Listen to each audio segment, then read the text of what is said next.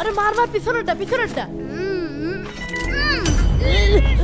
এই কি রে? এই স্যার কি হলো ভাই, কি হয়েছে? এ কি ধরনের আর কি? আর একটু হলে তো আমি মরেই গেছিলাম। আচ্ছা তুমি মৃত্যুকে ভয় পাও? মৃত্যুকে ভয় পাই নাকি? আরে কিছু মনে করিস না, আমি আর কি করছিলাম। এরকম আর কি আর করবি না, চল। আচ্ছা চলো।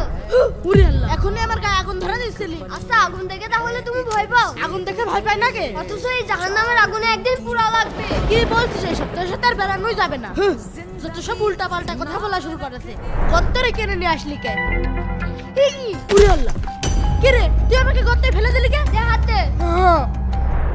আর একটু হলে আমার হাত পা ভেঙে যাচ্ছিল। তুই জানিস না আমি গর্তকে ভয় পাই। অথচ একদিন 3.5 হাত গর্তের ভিতরেই থাকা লাগবে।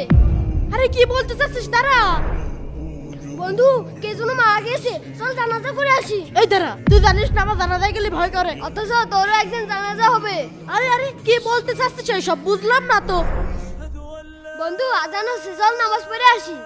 আরে না, তুই যা, খুব গরম পড়ছে। হাইরে মানুষ, মৃত্যুকে ভয় পাস অথচ পরকালের প্রস্তুতির জন্য নামাজ পড়িস না। তুই আগুনকে ভয় পাস কিন্তু জাহান্নাম থেকে বাঁচার জন্য নামাজ পড়িস না। তুই গর্তকে ভয় পাস কিন্তু মারা যাওয়ার পরে তোকে 3.5 হাত মাটির নিচেই থাকা লাগবে, কিন্তু সেই কবরের জন্য কোনো প্রস্তুতি না। তুই জানাজাকে ভয় পাস অথচ তোরও একদিন জানাজা হবে। থাক বন্ধু, তুই কি বলতে চাচ্ছিস আমি বুঝতে পেরেছি। বুঝলেই ভালো, চল। এত সুন্দর ভিডিওতে কি 10,000 লাইক হবে? এক্ষুনি লাইক করে দিন।